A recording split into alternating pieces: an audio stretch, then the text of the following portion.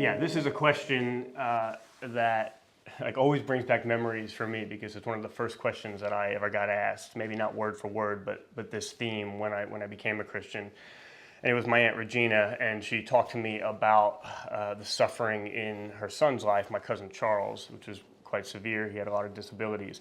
And as this kind of zealous, kind of eager new Christian, I began to sort of spout some of my new philosophical arguments for why God might allow evil and suffering like my cousin Charles's. And my Aunt Regina, she listened really graciously. And then she turned to me and she said, "But Vince, that doesn't speak to me as a mother." I've always remembered those words, and as I reflected on it more, I realized that Jesus understood that a lot better than I did. When his good friend Lazarus died, Jesus had waited a couple of days before he went to see him, and by the time he got there, Lazarus was already dead. And Mary and Martha, Lazarus' sisters, they don't seem too impressed, and they come out one at a time. "If you had been here, our brother would still be alive." In a sense saying, what do you have to say for yourself? What's your response? What's your reasoning? What's your apologetic? And I'm sure Jesus could have told them, well, here's why I waited 2 days. I had good reason, and I can explain it to you. It was justified. And instead, we get the shortest verse in the Bible, Jesus wept.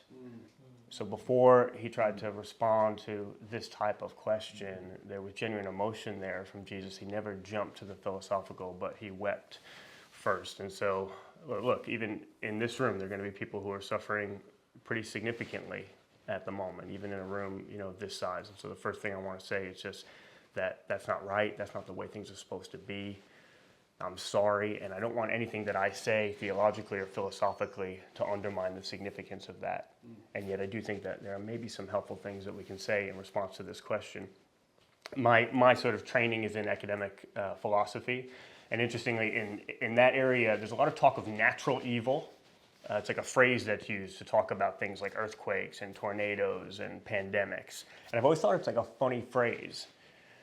Because if it's genuinely natural, like if it's just the universe doing its thing, if it's just a random atheistic universe, it's just time plus matter plus chance, then in what sense is it evil?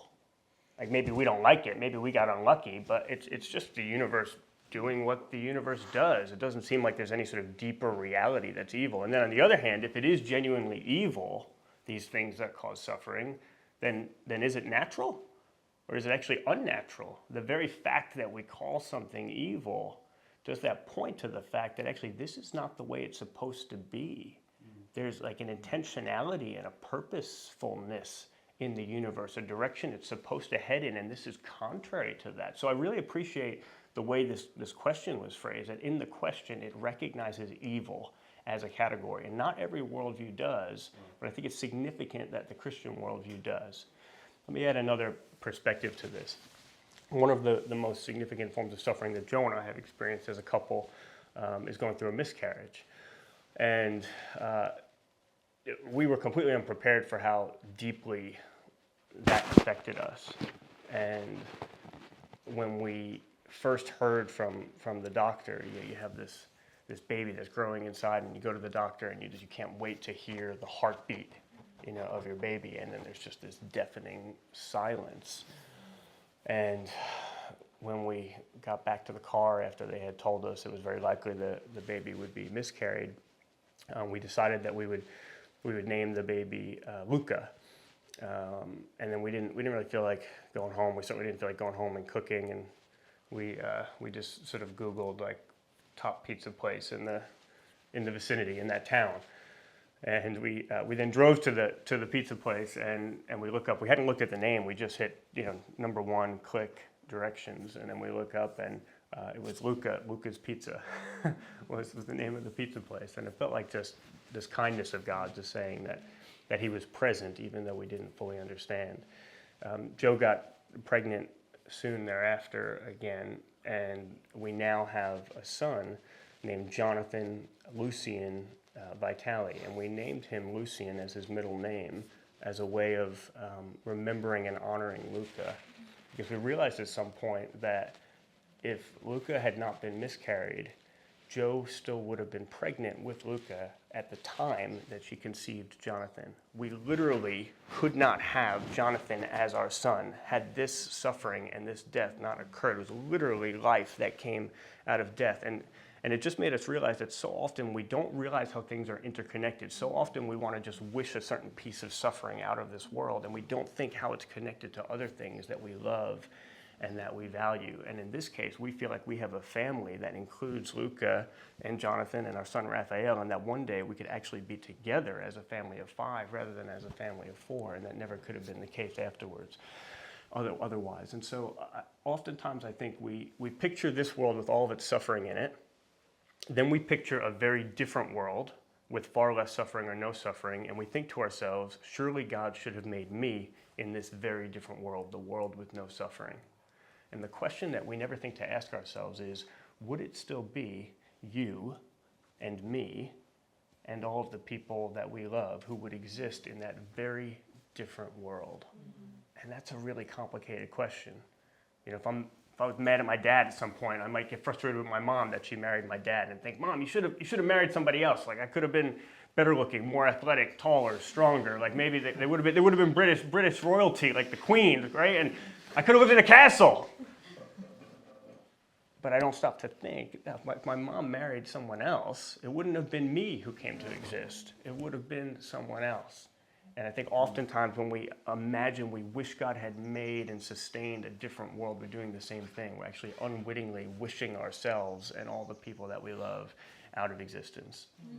And actually an interesting analogy here between divine creation and human procreation, because having a child, you know, I just spoke about it, it's actually a much more sobering choice than we often think about. We want to think about the positive aspects of having a child, right? All the good that's going to happen in that child's life. But as a human parent, if you choose to try to have a child, you're doing something that you know full well will cause serious suffering in the life of the child that you have. Because any life, even the most fortunate of lives in this world, includes serious suffering.